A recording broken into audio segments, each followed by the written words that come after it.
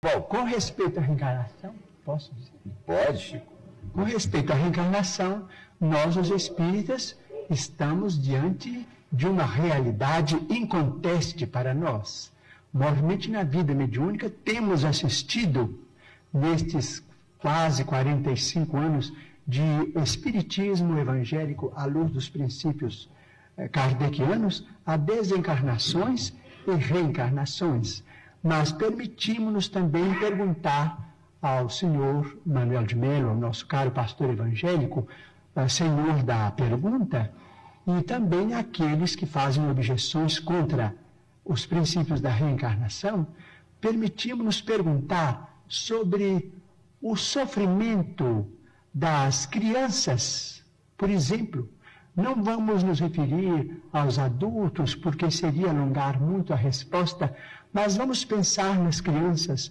Por exemplo, nós, os espíritas, muitas vezes encontramos determinados casos de suicídio, e às vezes suicídio acompanhados de homicídio, ou às vezes apenas de homicídio. Mas vamos encontrar esses problemas do complexo de culpa levado para além desta vida, e depois esse complexo de culpa renascido com aquele que é responsável por ele através de sofrimentos que só podemos entender através da reencarnação.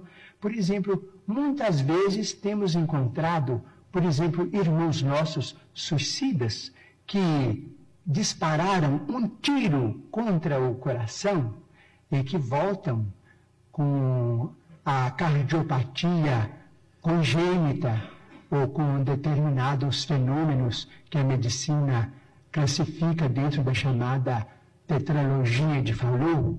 Nós vimos companheiros que quiseram morrer voluntariamente pelo enforcamento e que voltam com a paraplegia infantil, comumente chamada de enfermidade de Lytton.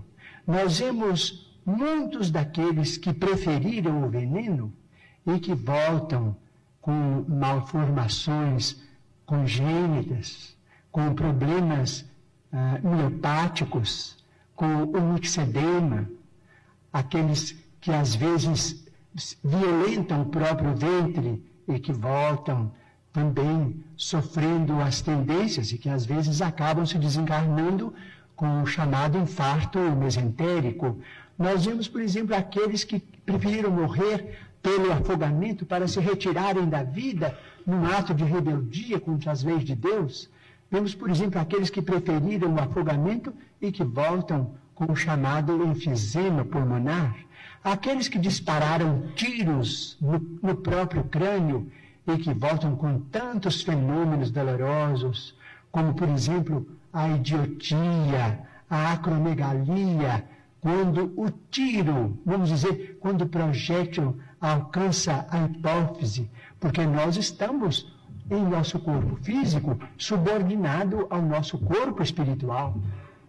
Então, principalmente nos fenômenos, os fenômenos decorrentes do suicídio por tiro no crânio são muito dolorosos, porque vemos a surdez, a cegueira, a mudez congênitas, e vemos este sofrimento em crianças incompatíveis com a misericórdia de Deus, porque nós sabemos que Deus não quer a dor. Diz Emmanuel, se Deus quisesse a dor, Ele não teria nos dado anestesia através da medicina. A dor é uma criação nossa. Chegamos ao além com determinado complexo de culpa e pedimos para voltar ao corpo, trazendo as consequências de nossos próprios atos menos felizes. Então, pedimos ao senhor Manuel de Melo, nosso caro pastor evangélico, que tem trabalhado tanto e cujo mérito nós todos reconhecemos e reverenciamos, para pensar conosco nestes problemas.